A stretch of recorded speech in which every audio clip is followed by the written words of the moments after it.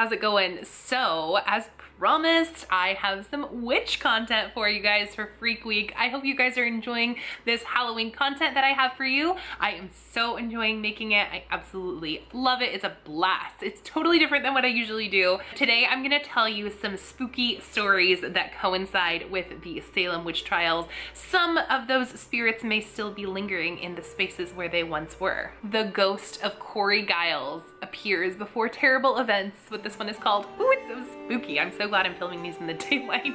So Corey Giles was a supporter of the witch trials. He even testified against his own wife. Can you believe that? I cannot believe that. That all changed, however, when he was accused of being a male witch. He actually refused to enter a plea during his trial. The sheriff tortured this poor dude, hoping to get a confession. Corey was actually publicly pressed to death. Can you guys even fathom that? Like, you're being pressed to death. And the extreme nature of his punishment was one of the major things which led to the questioning of the validity of the Salem witch trials.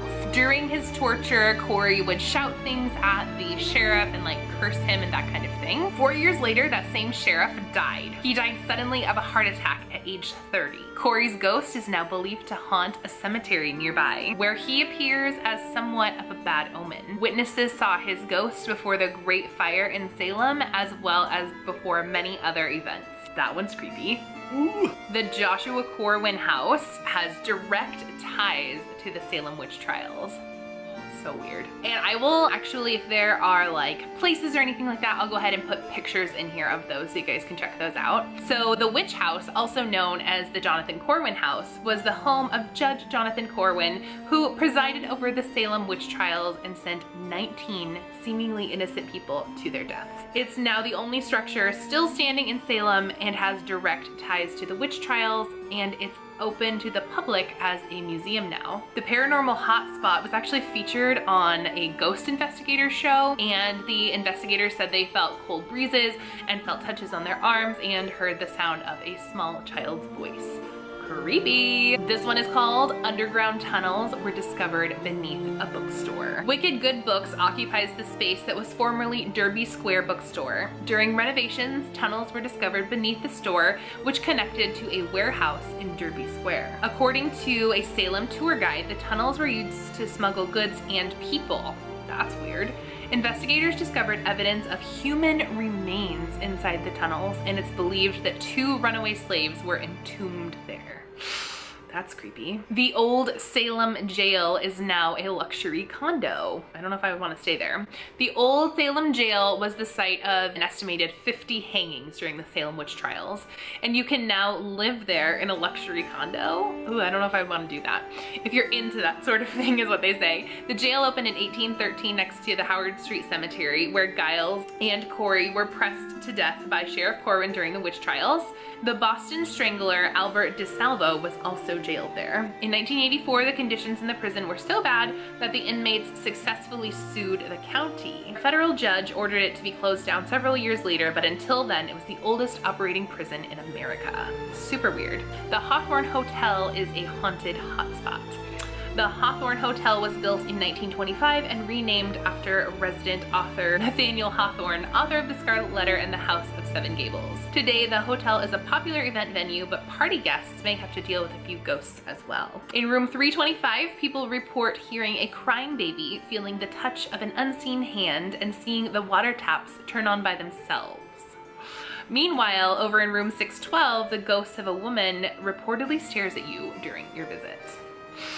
I don't know about all that. That's kind of odd. Salem State University has some ghostly students. Formerly known as the Salem Normal School, Salem State University was established in 1854, and it's got quite a few ghosts, just like the Western Oregon University ghost stories that I told. I'll link those down below if you want to see those. 2 girls were electrocuted, in the Gramley Library, and their spirits reportedly still linger among the stacks of books. Another young woman died in the elevator shaft in Clewell Hall. Room 222 in Bodwich Hall is especially haunted, with reports of beds violently shaking. Woo, that's odd. A casket crashed through the wall of a restaurant. The Burying Point Cemetery is the oldest burial ground in Salem. Built in 1637, it's the final resting place of several notable Salem residents and now shares a retaining wall with a restaurant. Located at 300 Derby Street, the restaurant Murphy's used to be known as Roosevelt's. No matter what it's called, the place is most likely haunted. If you go on a ghost tour of Salem, you'll hear the story of the infamous night when a casket crashed through the retaining wall and into the dining room. Tim McGuire, co-owner of the Salem Night Tour, says he's seen convincing photos of the incident that no doubt ruined people's appetites.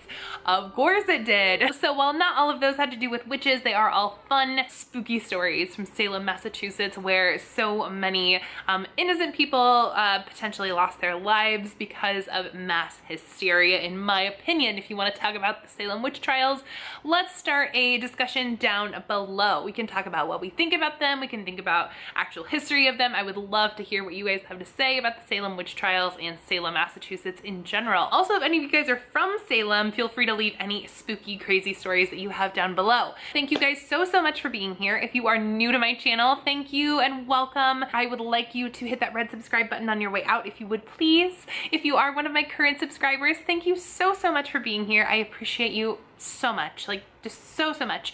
But make sure you are getting my notifications, so hit the bell down below so that you can get notified every time I post, especially during this Freak Week that we have going on. And if you want to connect with me outside of YouTube on other social media platforms, Instagram, Facebook, and Twitter are all down below, so you can check those out. And by the way, you guys, have fun today.